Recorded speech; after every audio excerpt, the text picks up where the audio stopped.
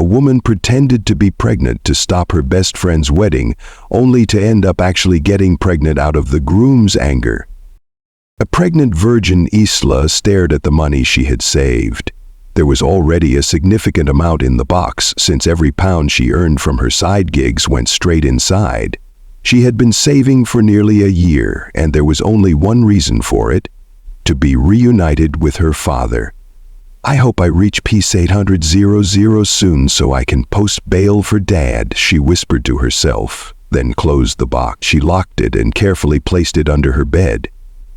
Her father was in prison due to drug charges. He wasn't framed or wrongly accused. He had genuinely been involved in narcotics, and during a police raid in their estate in East London, he was among those arrested. Isla never expected her father to find faith while incarcerated, but apparently he had become deeply religious during his time there. At first she was hesitant about the idea of bailing him out, afraid he would fall back into his old ways. But over the past year, she had seen real change in him, and that was why she was saving so diligently. "I really hope I find another side gig today," she muttered, as she slid the box under her bed and stood up. She was just about to leave her room when her phone rang. Checking the caller ID, she saw it was Charlotte, her wealthy best friend. Isla herself had never been quite sure how she and Charlotte had grown so close. Perhaps it was because Charlotte had been a regular at the pub Isla used to work at, and somehow they had just clicked. Now, Isla couldn't help but wonder why Charlotte was calling. She was never one to phone without a reason. With a sigh, Isla answered. "Hello?" She walked into the living room, her phone pressed against her ear. "I'm busy right now, Charlotte. I don't have time for chit-chat." "I need your help, Isla." Charlotte's voice trembled as though she had been crying. "Please, please help me." "I'm heading out to find more side gigs, Charlotte." "What the? Please stop my wedding," Charlotte interrupted, her voice barely above a whisper. "I'm getting married next week. My dad is furious because I started dating someone who isn't wealthy enough for our family. Now I'm basically locked in my room. I don't want to marry someone I don't love. Please, Isla, please help me." Isla narrowed her eyes at the phone. "That sounds like a you problem. Why drag me into it?" "I'll pay you," Charlotte said quickly, halting Isla's protest. There was desperation in her voice. "You need money, don't you? I'll pay you anything, Isla. I just don't want this wedding to happen." Isla leaned back into the couch, considering. "Are you sure you'll pay me?" "Yes, absolutely. I've already spoken to my boyfriend Oliver. He'll be waiting outside the church while you do whatever it takes to stop the wedding."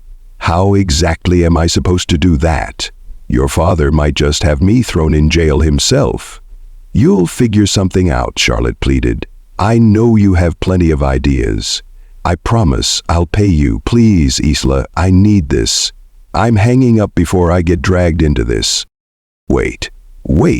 But before Isla could respond, Charlotte ended the call. Isla tried calling back, but Charlotte wasn't answering. Blowing out a breath, Isla slumped against the couch, feeling uneasy. Charlotte seemed serious about stopping her own wedding. They hadn't even discussed exactly how much Isla would be paid, and now she was unreachable. But money was money, and Charlotte had never been stingy. Might as well help her, Isla muttered to herself. She spent the next few hours mulling over possible ways to sabotage the wedding, brainstorming ideas until she finally settled on one she was confident would work: pretending to be pregnant. She had never met the groom, but she assumed that a sudden revelation of a supposed pregnancy would be enough to rattle him. On Charlotte's wedding day, Isla prepared meticulously. She donned a short, dark brown wig with bangs. Her natural hair was long, so she needed to disguise herself well. If anyone recognized her, she'd be finished. To complete the look, she wore a tight, sophisticated black dress that highlighted her pale complexion. "Are you ready?" Charlotte asked anxiously over the phone from her locked room. "I'm about to walk down the aisle, Isla. Don't mess this up. If I actually get married today, I will hate you forever, but I trust you." Isla smirked, even though Charlotte couldn't see her. "Well, you're paying me, so there's no chance I'll fail. Speaking of which, how much are you paying me?" 4000, Charlotte replied. You'll only be out there for a few minutes, maybe not even that. So P's 24K is more than enough. Sounds good to me. All right, hang up now before I get caught. Charlotte ended the call and Isla turned to look at her reflection. The wig had completely transformed her appearance. Let's do this, she told herself. Let's stop that wedding, baby.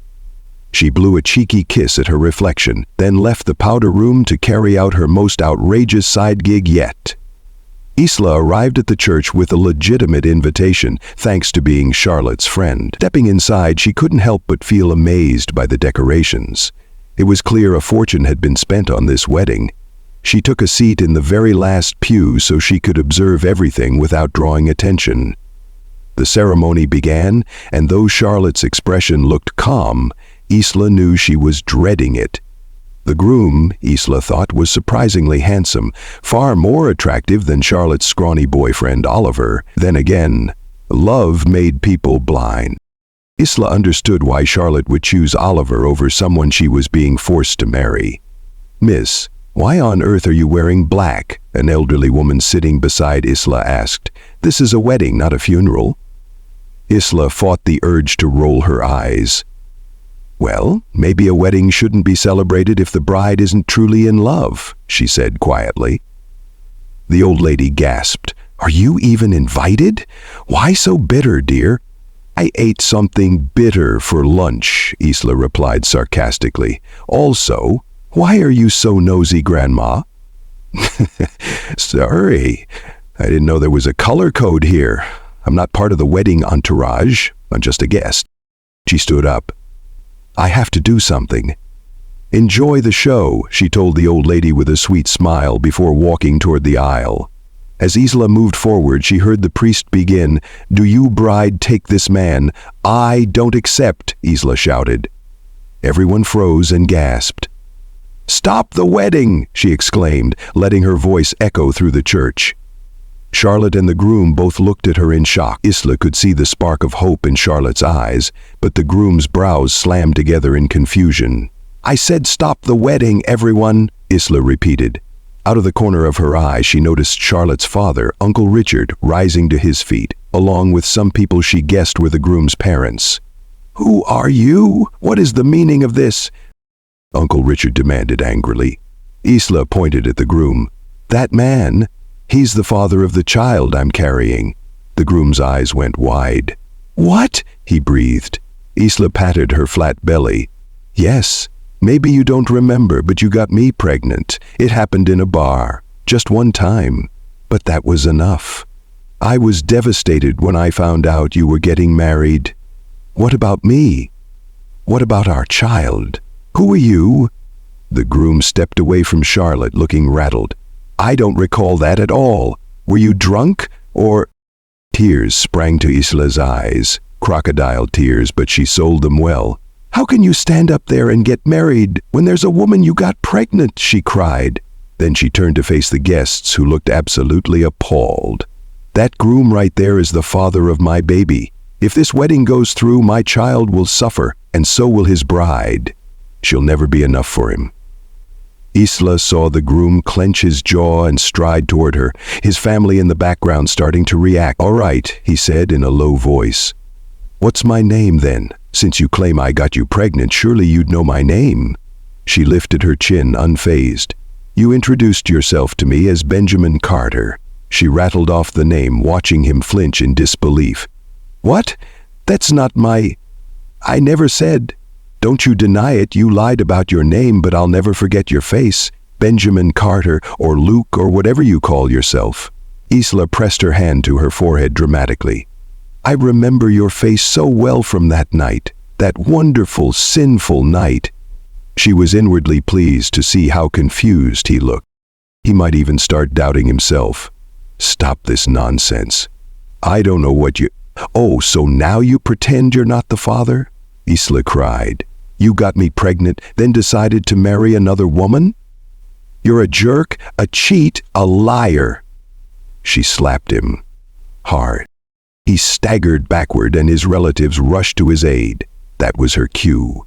Isla glanced quickly at Charlotte, who took advantage of the commotion to slip away. Isla also calmly but swiftly hurried out of the church. Once outside, she broke into a run, half expecting someone to yell for security. Sure enough, she spotted Charlotte sprinting toward a waiting car driven by Oliver.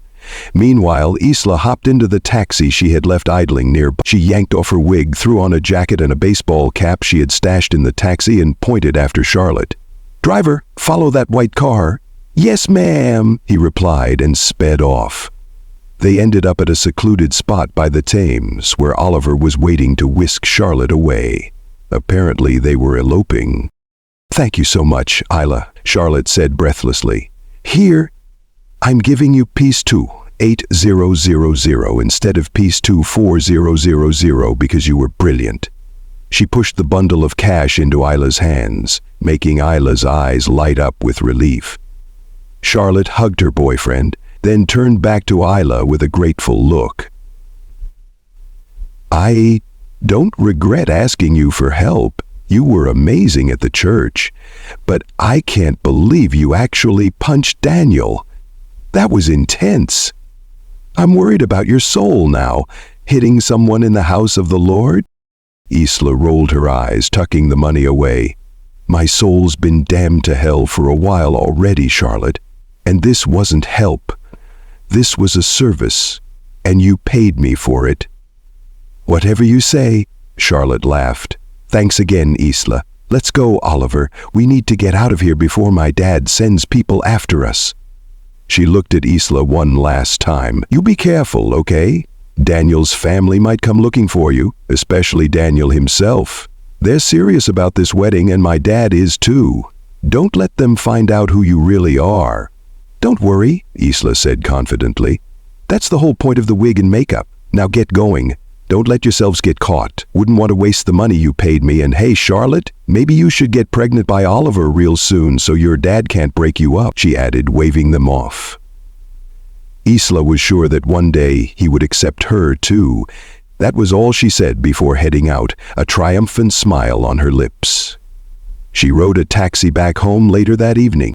Once the driver dropped her off near her neighborhood, she grabbed a buy-one-get-one burger from a little stand for dinner. She sighed as she walked. "I'll visit Dad tomorrow," she muttered. "I'll tell him it won't be long before he's out. I just need a bit more." She froze mid-sentence when she noticed a black van parked near her place. Her brow furrowed. "What's going on?" she whispered.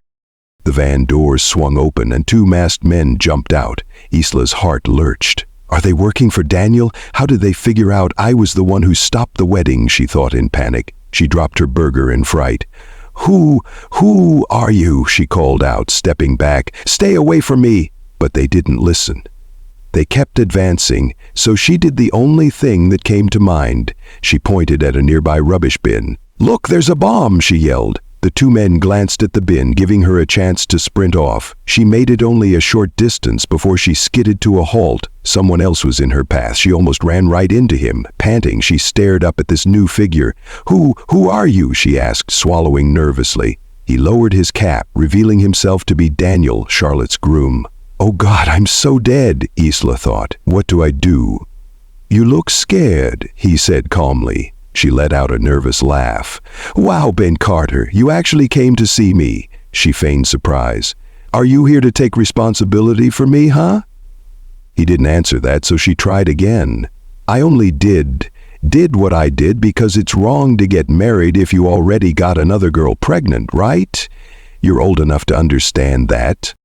Before she could finish, Daniel snapped his fingers. The two masked men rushed over and grabbed her.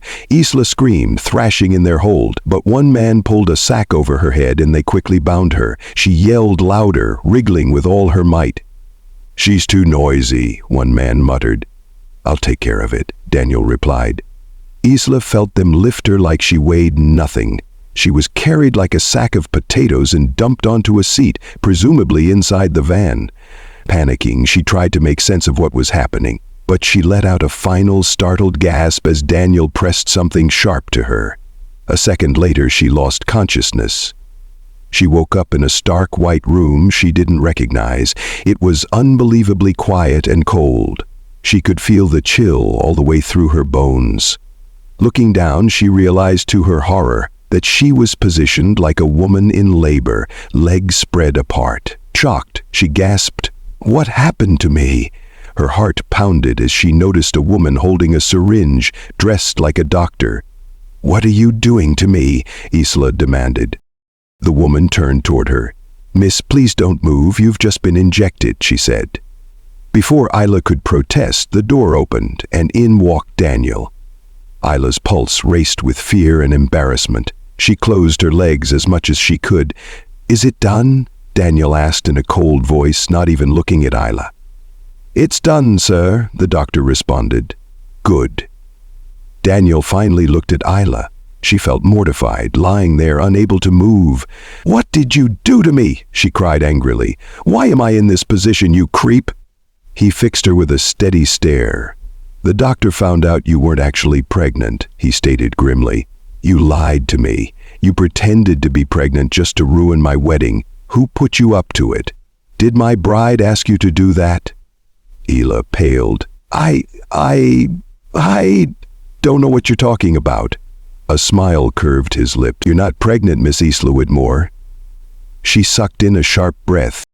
"So, to make sure you stand by your lie, I made you pregnant," Daniel continued. Her eyes widened in shock. "What do you mean, pregnant? How?" "There's now sperm inside you. Expect to be carrying my child in about 2 weeks, Miss Isla," he informed her flatly. "You're a surrogate mother. You will bear my child." She could almost feel her eyes popping out of her head as she automatically squeezed her knees together. What sperm in me?" The doctor said, "Yes, I injected you with Mr. Daniel Ashford's sperm. Your pregnancy is no longer fake, it's real. You're going to carry his baby." Daniel left Isla reeling and walked out of the room. She was stunned, unable to process how everything had escalated so horribly. Daniel, for his part, felt no guilt over what he'd done. She had ruined the wedding he needed to secure his inheritance, and now his mother wanted him to present the pregnant woman so the family wouldn't disown him. He had discovered that Isla needed money to bail out her dad, so he decided to give her a reason to stick around by making her truly pregnant through surrogacy. He had someone watching Isla around the clock, plus a doctor and a nurse to monitor her. He had no other choice but to make her pregnant if he wanted to present her to his family.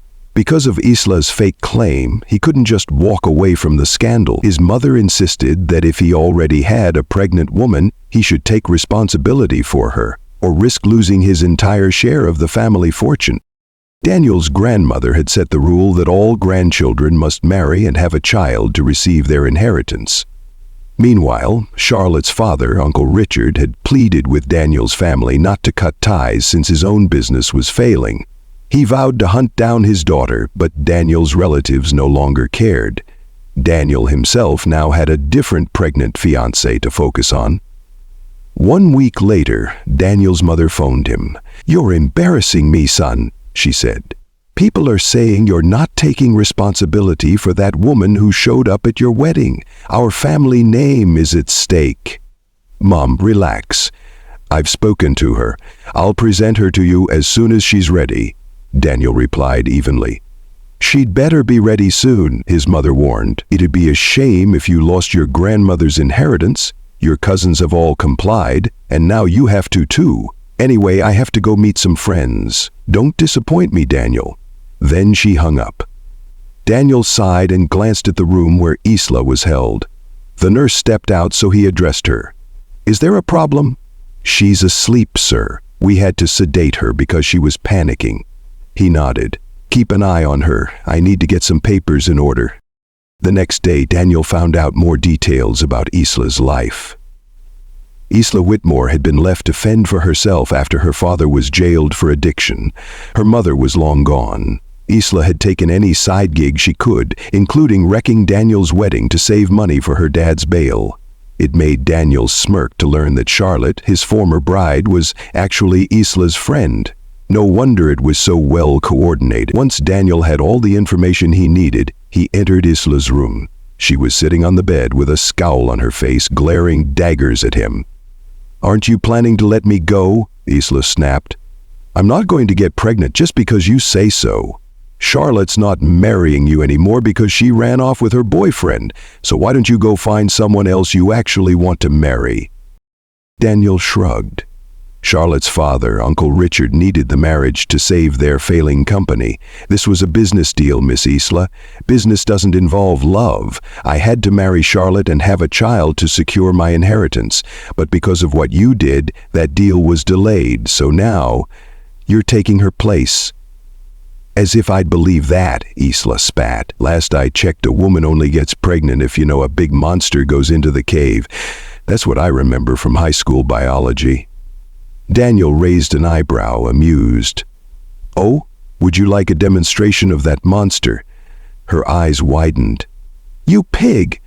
Go do it yourself." He took a step closer, dropping a contract onto her lap. She glanced at it and he explained, "That's a contract. All you have to do is sign it and we're done. Like I said, I'll pay you for your services. Bearing my child and marrying me." She looked up in shock. "Marriage? Why would I marry you?" "You're taking your best friend's place, Miss Isla," he said. She threw the contract at his feet. "I only did a job because I needed money, Benjamin Carter, or whatever your name is." "Daniel," he corrected, jaw tightening. "Daniel Ashford, stop calling me Benjamin." He gave a sarcastic snort. "I just saw that name on a tombstone somewhere." "Doesn't matter. I'm not agreeing to your plan. Let me out of here or I'm calling the cops." His expression turned cold. "Go ahead. Let's see who ends up in prison with your father unless you sign the contract." Isla's eyes flickered with fury. "How do you know about my dad?" Daniel retrieved the contract from the floor.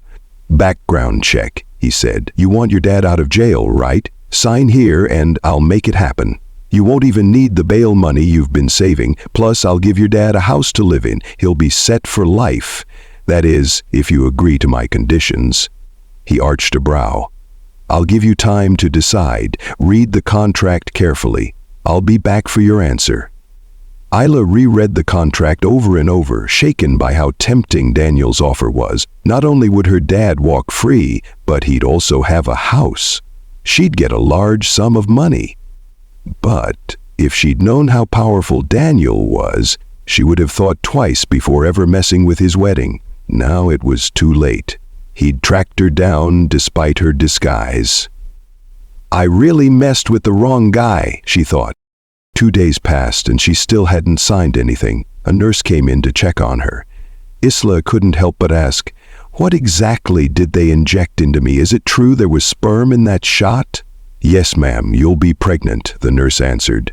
Isla clapped a hand over her mouth. "But we never even did anything. This is so weird. An injection that causes pregnancy? Is this a joke?"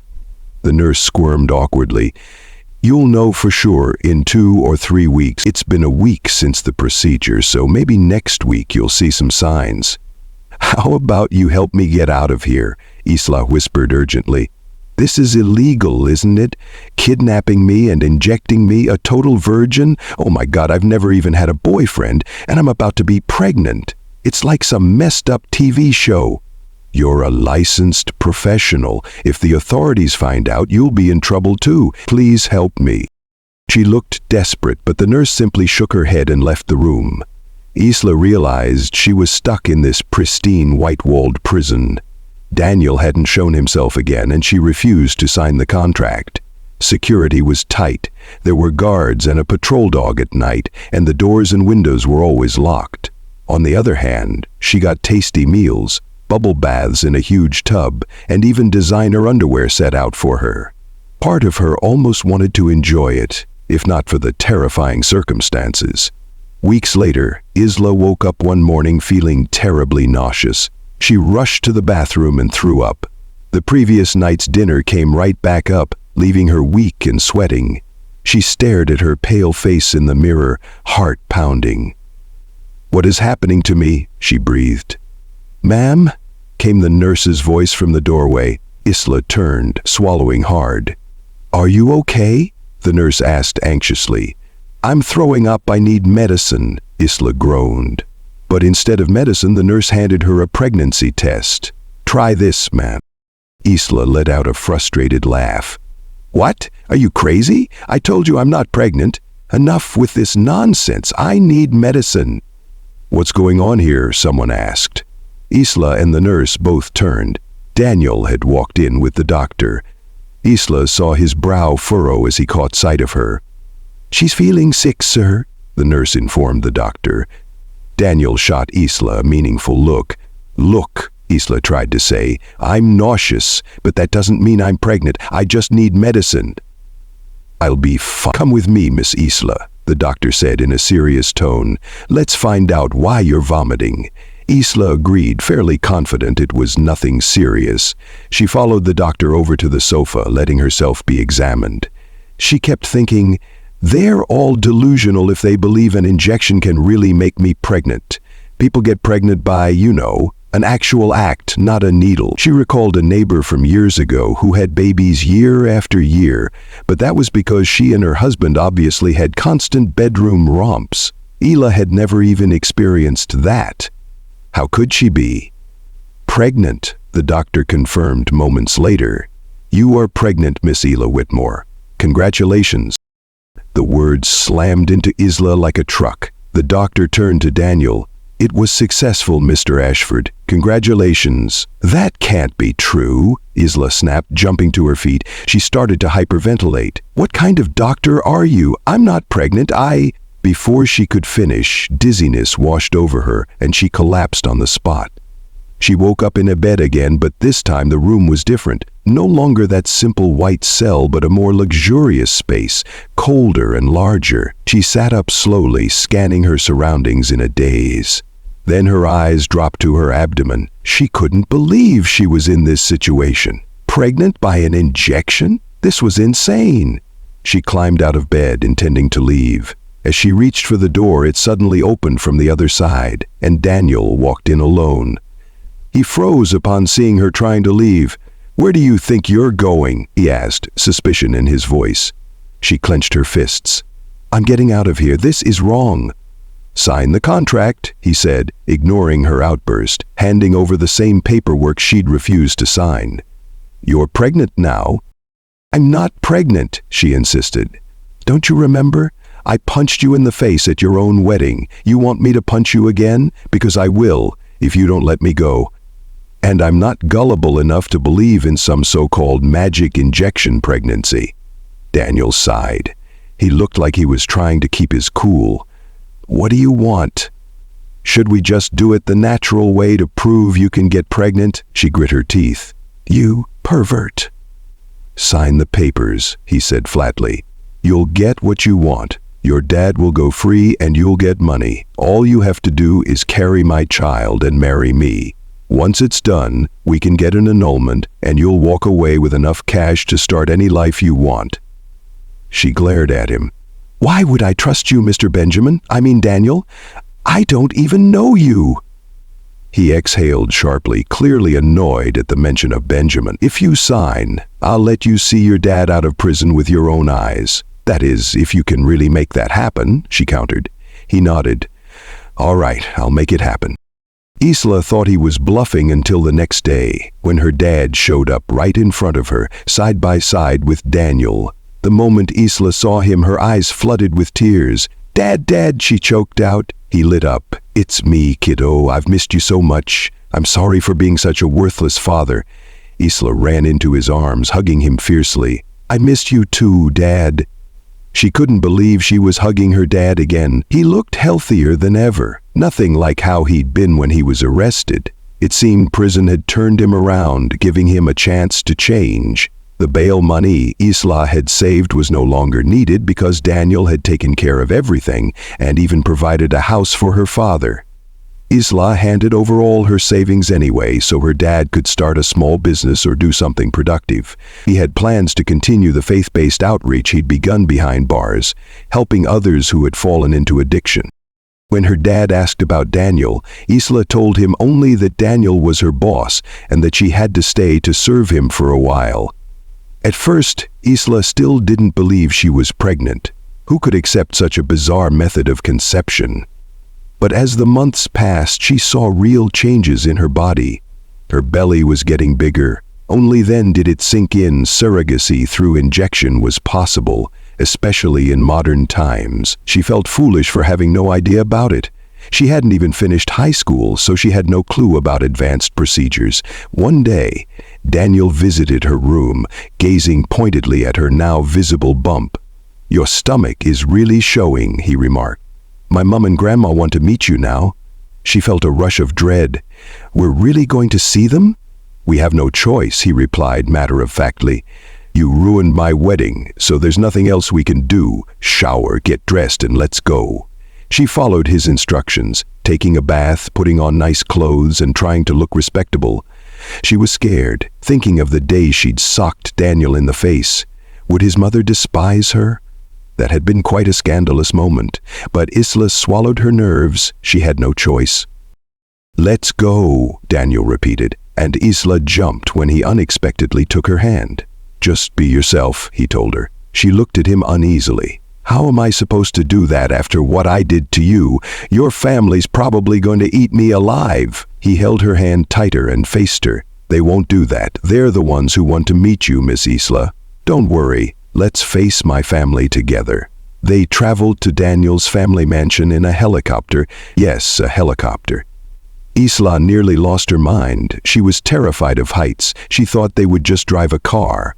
By the time they arrived, she was exhausted and shaky. Rich people with their fancy aircrafts, she thought. Maybe he's just showing off his money or trying to impress me. When they landed, Isla was overwhelmed by the sheer size of the property. House employees came out to greet them one by one, forming lines along the driveway like they were in a palace, bowing and welcoming them. Isla's legs trembled, and then she whispered, "Are you a prince or something? Why is this so intense? I'm getting nervous. What if your mum's like Maleficent?" "Who's Maleficent?" Daniel asked blankly. Isla just slumped her shoulders. "Never mind," she said, continuing into the mansion's enormous hallways. They walked for a while before reaching a grand living room where two elegant women were chatting. The moment Daniel said, "Mom," both women stopped talking and turned to look. One of them, who clearly resembled Daniel, stood up at once. Isla guessed she was Daniel's mother, Evelyn Ashford. "Oh my gosh!" Evelyn exclaimed. She called for a house staff member to inform Daniel's grandmother that her grandson had arrived. "Daniel, at last! You're not hiding from us anymore," Evelyn said, stepping forward. Isla released Daniel's hand as his mother embraced him. Isla felt her knees shaking with nerves. She still couldn't believe she was actually meeting the mother of the man whose wedding she had ruined. How humiliating. "I'm sorry it took a while," Daniel said. "It's fine," his mother replied lightly. Then her gaze landed on Isla. She moved closer and gently took Isla's hand. "Nice to meet you, dear. I'm Evelyn Ashford, Daniel's mother, and you must be Isla, the woman who ruined my son's wedding." Isla swallowed hard. "Well, you certainly haven't left my mind since you punched Daniel in front of everyone," Isla continued with a polite smile that made it impossible for Isla to tell if she was being sarcastic. Isla could only stammer, I'm sorry for what I did." Evelyn smiled serenely.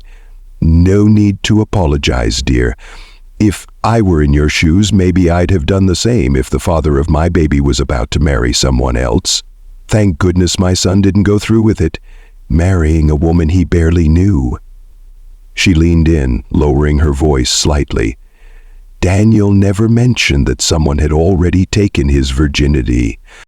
Isla nearly choked. "Sorry about that." "It's really fine," Evelyn said honestly. "This is quite a huge blessing for our family, you know. Daniel's grandmother, my husband's mother, has set conditions for all her grandchildren. They must marry and have children to receive their full inheritance. Most of Daniel's cousins are already married, so they got half their inheritance, but they still need to have kids to get the rest. Daniel, on the other hand, wasn't even married yet, so he had none of it. But now you're pregnant, and you two are going to get married. Isn't that wonderful, dear? You'll be part of the family." Isla could barely get a word in with Daniel's mother, Evelyn, who was rattling on about how delighted she was to have Isla around. Isla had half expected her to be like Maleficent, but Evelyn was turning out to be rather welcoming. just very, very talkative. In the midst of chatting, someone cleared her throat. "Excuse me," said a striking woman about Evelyn's age. She walked over, smiling, and somehow Isla felt she looked familiar. "Oh, Celeste, I'm so sorry," Evelyn exclaimed, suddenly letting go of Isla's hand and hurrying to greet her friend. "This is my son Daniel, and this is his girlfriend Isla." Evelyn gestured toward them. The woman, Miss Celeste, offered a polite smile, but when her gaze met Isla's, she paused for a moment. Isla greeted her first. "Good afternoon, ma'am." "Good afternoon, miss," Celeste replied softly. Then she glanced at Evelyn. "I really have to go now, Evelyn. I have something urgent to take care of." "Oh, what a shame," Evelyn sighed. "You're leaving right when my son finally arrives. Next time, okay?" "Of course," Miss Celeste answered. She gave Isla one more look, then took her leave. After that, Isla joined Daniel's family for a meal. Grandma Margaret, who was Daniel's grandmother, was also at the table, and she stared at Isla intently. Isla gulped at the older woman's penetrating gaze. "Isla," Grandma Margaret said, "are you absolutely sure my grandson is the father of the baby you're carrying? I don't feel any real affection between the two of you." Daniel spoke up right away. "I got her pregnant, Grandma, but that doesn't mean we're in love." "That can't be," Grandma Margaret scolded. "I won't allow such a marriage without love. What exactly did you do in the bedroom, huh?" She turned to Isla. "Tell me, dear, what happened between you two that you're not in love?"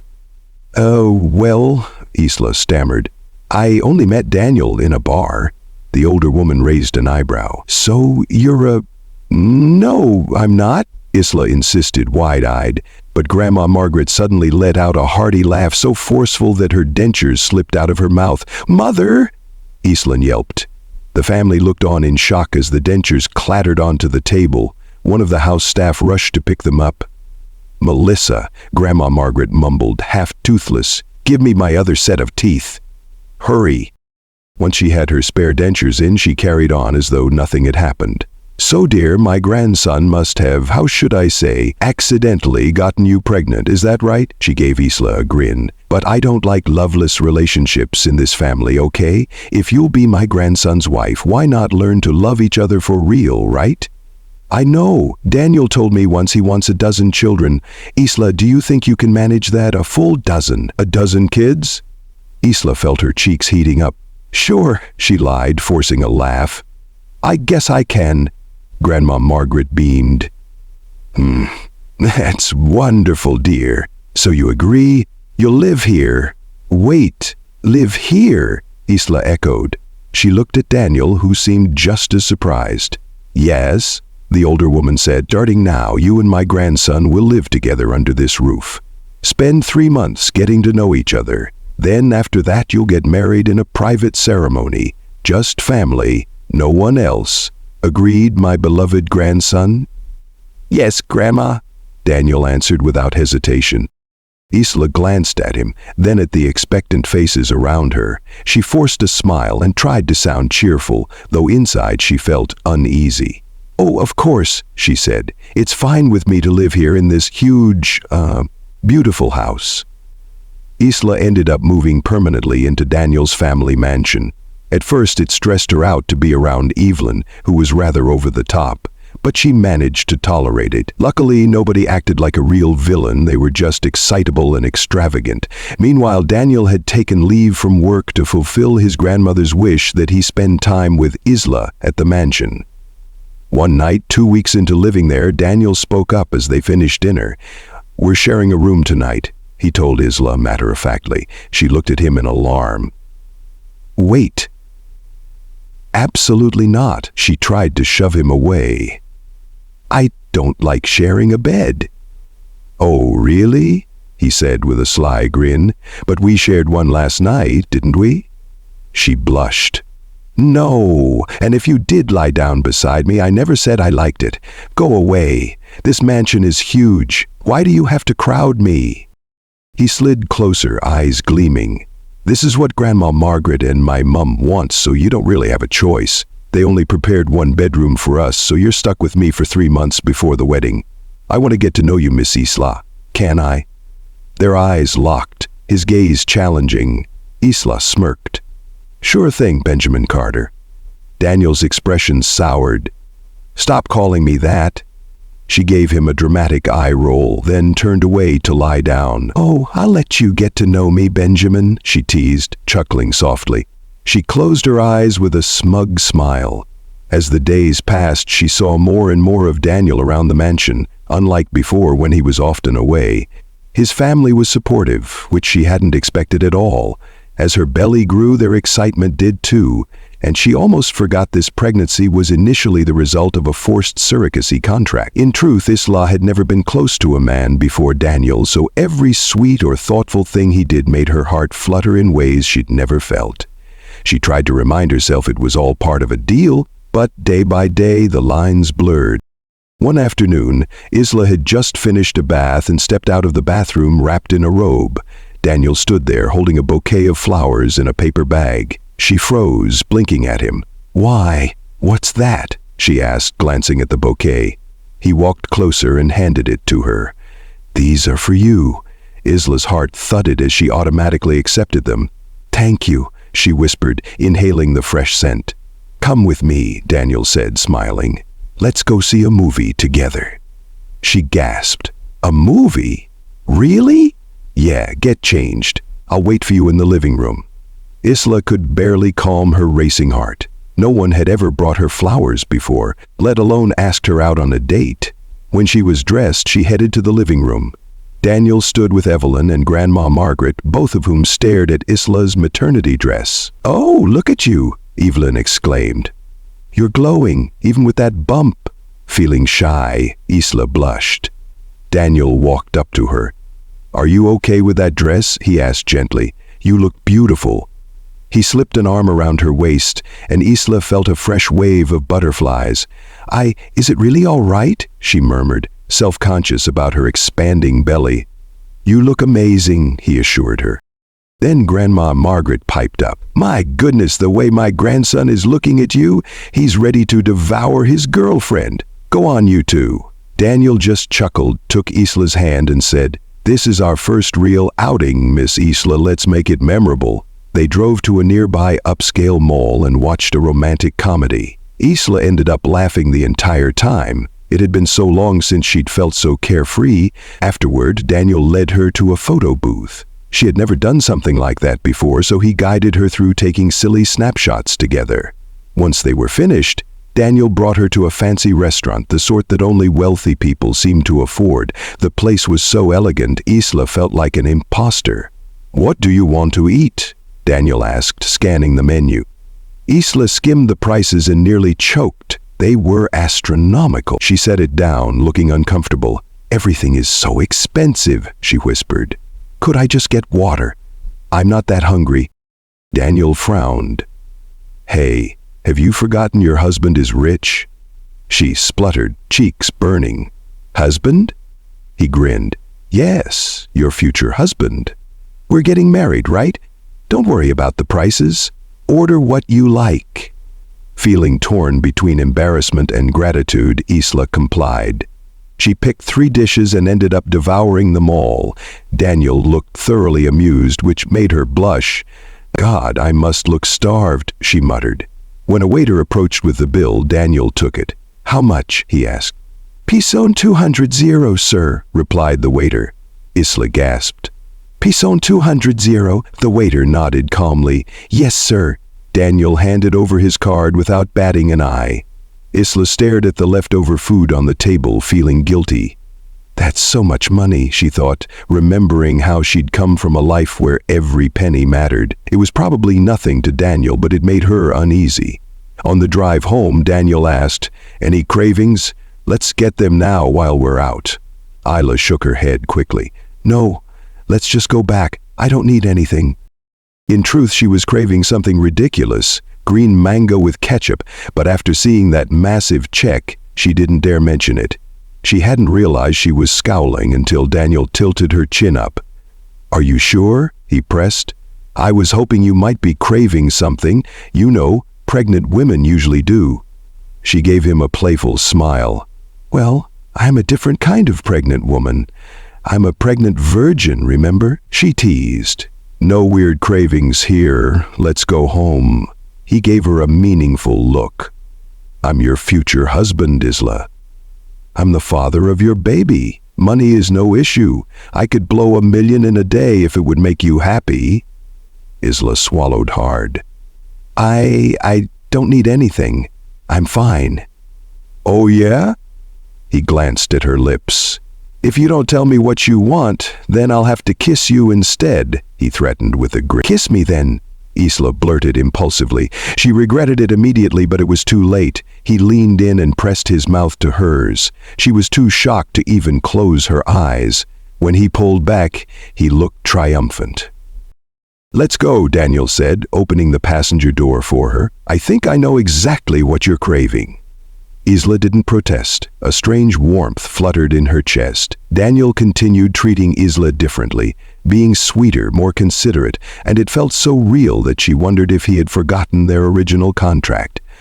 She didn't complain, though, and she found herself falling for him.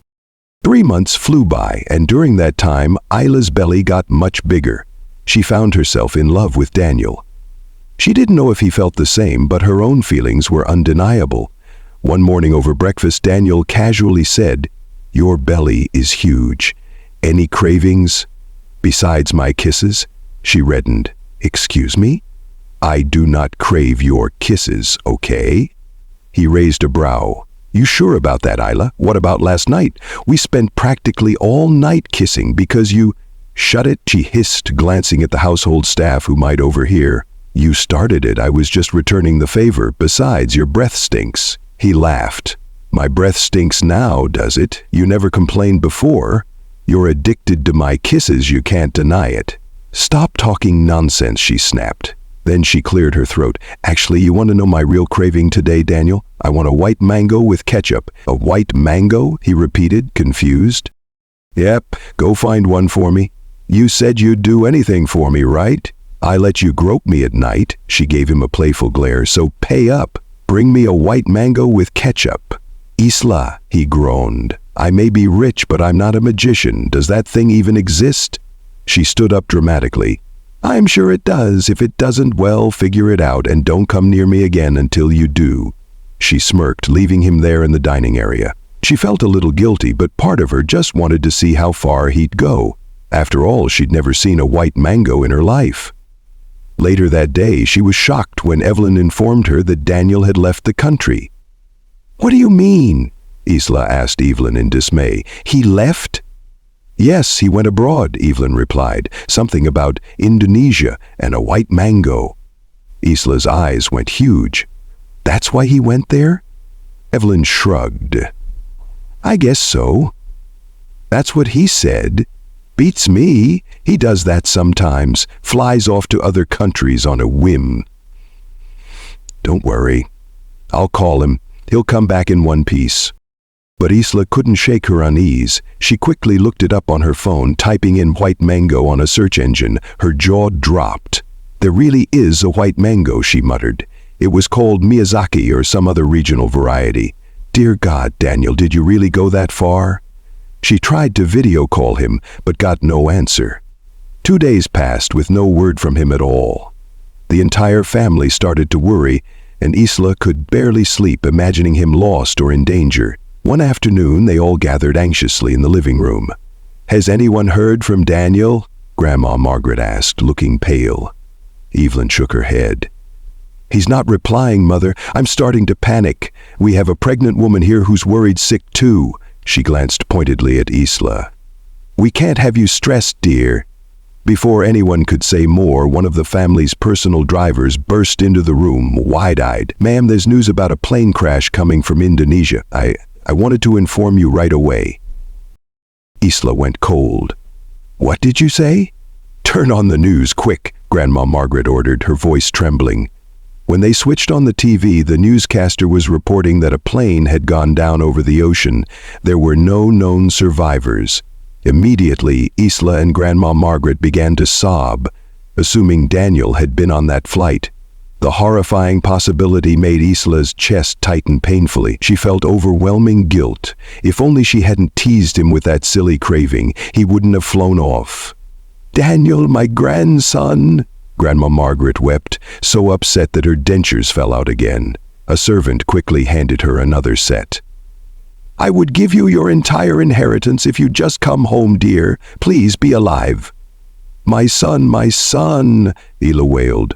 "Why is this happening?" Isla's eyes overflowed with tears. She felt dizzy with remorse and fear. If only I hadn't pushed him to look for that stupid white mango, she thought, blaming herself. "What the heck is going on here?" A familiar voice jolted them all. They turned as one to see Daniel stepping into the house, looking tired but very much alive, a paper bag in his hand. Another staff member followed, dragging his luggage. "Daniel?" Evelyn and Grandma Margaret shouted in unison, rushing over to grab him in a fierce hug.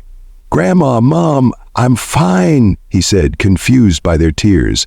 "I just couldn't get a signal, that's all. I wasn't even on that plane." "What plane crash?" Isla sobbed. "We couldn't contact you. We thought you were on that flight from Indonesia. Don't you realize there's a pregnant woman here waiting for you? How could you do that to her? I nearly had a heart attack." Daniel turned to Isla, concern flickering across his face. She quickly wiped at her tears and bolted toward their bedroom. "Isla," he called, "wait." She marched inside, ignoring him, but Daniel blocked the doorway, forcing her to stop. "Isla," he said softly, "are you upset with me?" She trembled with anger and relief. "You left without a word. Of course I'm upset. I only joked about craving some dumb fruit and you—" Her eyes welled up again.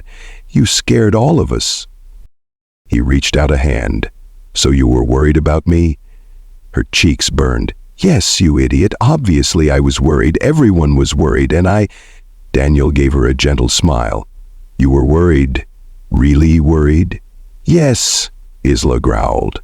"Don't make me repeat it. What does that mean?" he pressed. "Why did you worry so much about me, Isla? Is it because you love me now?" She swallowed. "You still want to bring up love, even though there's a contract between us?" He scoffed. "To hell with that contract. I don't care anymore. I love you, Isla. And I'm happy to know you cried for me. I'd die happily knowing you care enough to shed tears. Don't you see? I want you to love me. That's all." She glared. "I wasn't joking about my tears, you lunatic." "So you love me?" he asked again. Isla fell silent. Daniel closed the distance between them, sliding an arm around her waist. "If you tell me you love me, I'll burn that contract," he vowed, his eyes full of emotion. "You'll be mine forever." He cupped her cheek. "I love you, Isla. I'd circle the globe to bring you what you want, even a white mango." She stood there, heart pounding, tears brimming over once more. In one step, he pulled her closer and kissed her, and somehow that sealed it for both of them. From that day on, they scrapped the contract entirely, but the wedding was still on. When the 3-month period was over, plans for their marriage went full speed ahead. Isla's pregnancy was quite advanced, and everyone was busy prepping for the ceremony. Over breakfast one morning, Daniel asked, "So, what sort of gown do you want to wear, Isla?" Before she could answer, Evelyn burst in with a stack of magazine clippings. "Isla, dear, pick the most extravagant design you can find. No cheap wedding gowns, okay? Even if it's a private ceremony, it has to be classy." Isla nodded obediently, if only to stop Evelyn's gushing. Yes,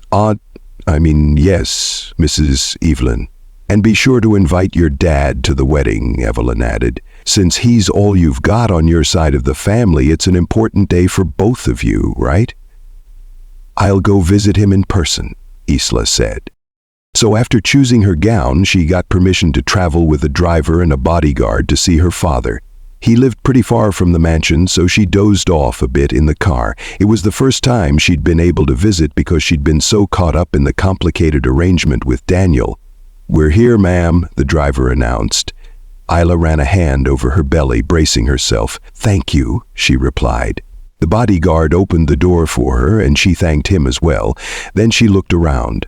The little house where her dad lived was simple but charming, with a small garden full of vegetables and flowers. She started walking toward it but noticed another car parked nearby. A woman stood outside staring at the house. Isla frowned. She recognized her. "Mom?" Isla said, stepping closer. "What brings you here?" Miss Celeste turned, startled, then let out a soft gasp. She looked as if she wanted to speak, but the door to the house opened, and Isla's father emerged. Isla's face brightened. "Dad!" she exclaimed, hurrying over. His eyes went wide as he spotted her. "Isla?" He glanced down at her belly, which was quite large now. "You're pregnant?" She nodded. "Yes, Dad. I'm sorry I didn't tell you." He blinked a few times, then smiled. "You don't have to apologize, sweetheart. I'm just glad to see you." Then he noticed Miss Celeste. His expression flickered. "Celeste?" The woman stiffened, looking like she wanted to flee. Before she could, Isla's father rushed forward, catching her by the hand. Isla stared, mouth hanging open. "Dad, what's going on?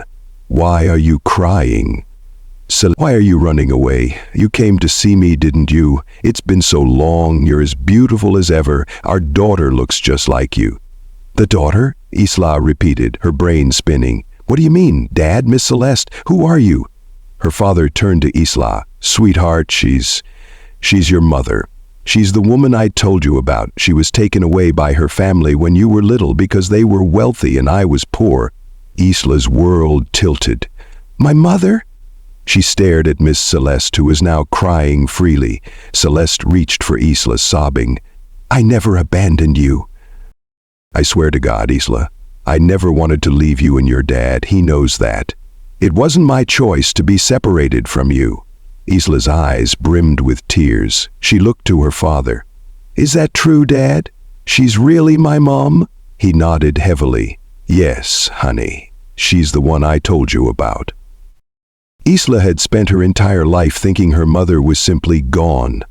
She'd grown content just having her dad, believing her mom had vanished for good. Now, discovering that her mother was not only alive, but was Miss Celeste, someone she'd encountered at Daniel's house, shook her to the core.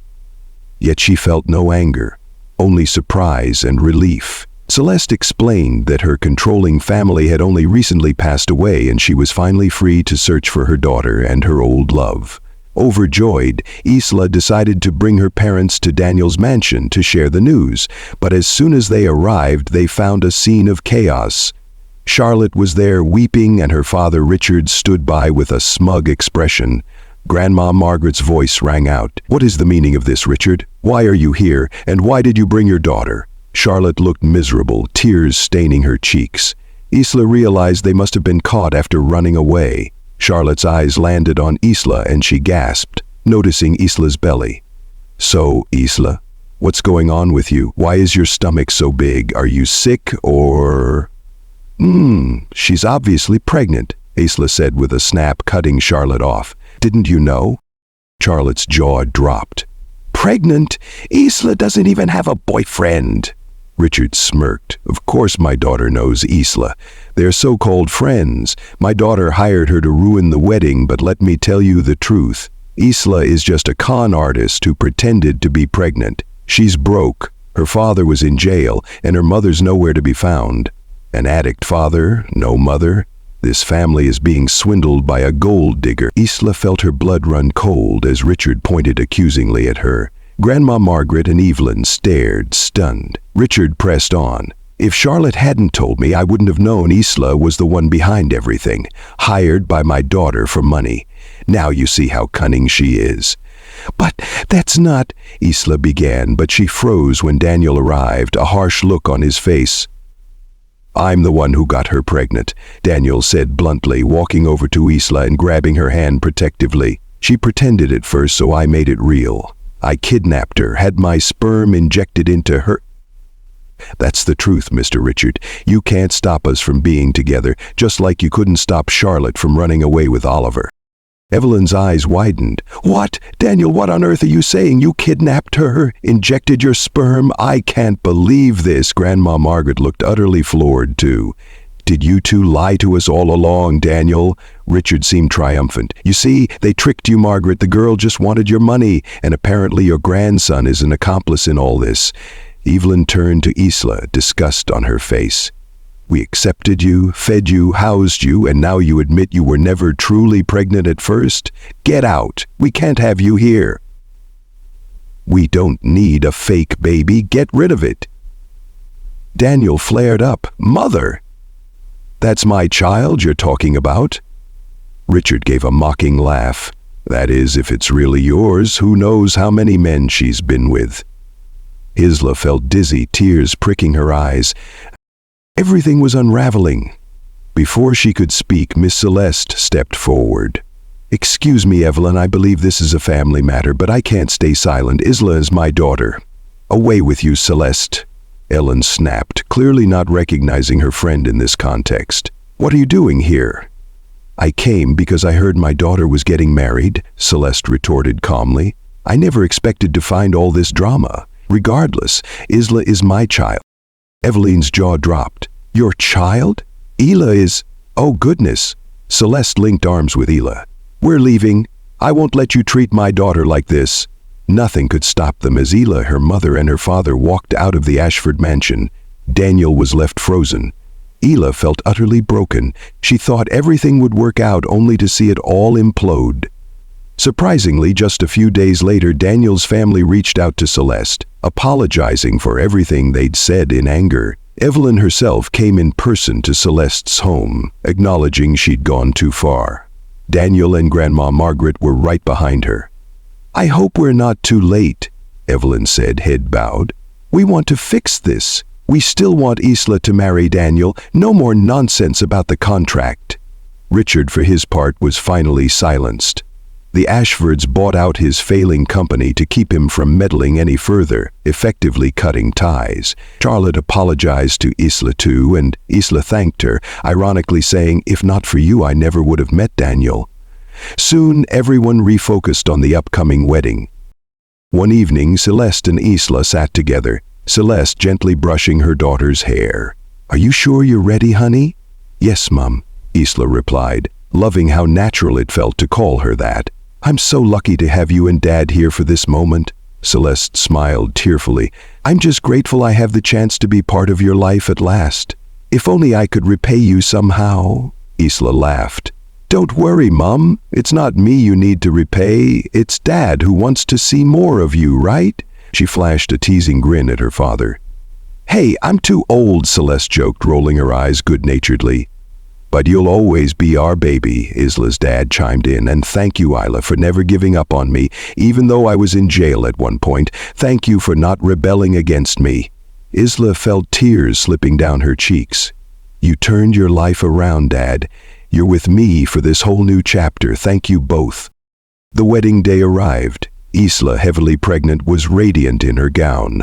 Her parents escorted her down the aisle to where Daniel waited, looking emotional at the altar. It was a private ceremony. Only the Ashford family, Celeste, Isla's dad, and a few close friends. Yet it felt all the more precious. I've been waiting for you, Daniel whispered as Isla reached him, the officiant smiling. You look beautiful, she blushed. I can't believe I'm getting married while 8 months pregnant. He laughed softly, taking her hand.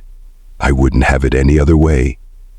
They exchanged vows, sealing their unexpected love story in front of everyone. Isla felt like she was closing one chapter of her life and opening a brand new, wonderful one. No longer the lonely girl who had to fake a pregnancy. Now she was Mrs. Isla Ashford, wife to Daniel Ashford, soon to be mother of his child, and she had both her parents in her life again. That night in their bedroom, Daniel sulked on the bed, eyeing Isla's huge belly. I can't believe we still have to wait so long before our honeymoon, he grumbled. She threw a pillow at him. It's your fault, dummy. You turned my fake pregnancy into a real one. Now we have to wait until after the baby is born. He sighed dramatically, lying on his back. I can manage.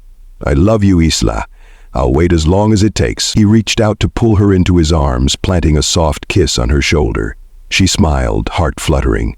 And I love you too, Daniel. But next time, No injections.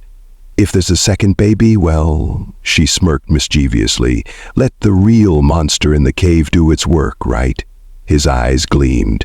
Yes, ma'am, he murmured, hugging her tighter. I'm so excited for everything that's coming.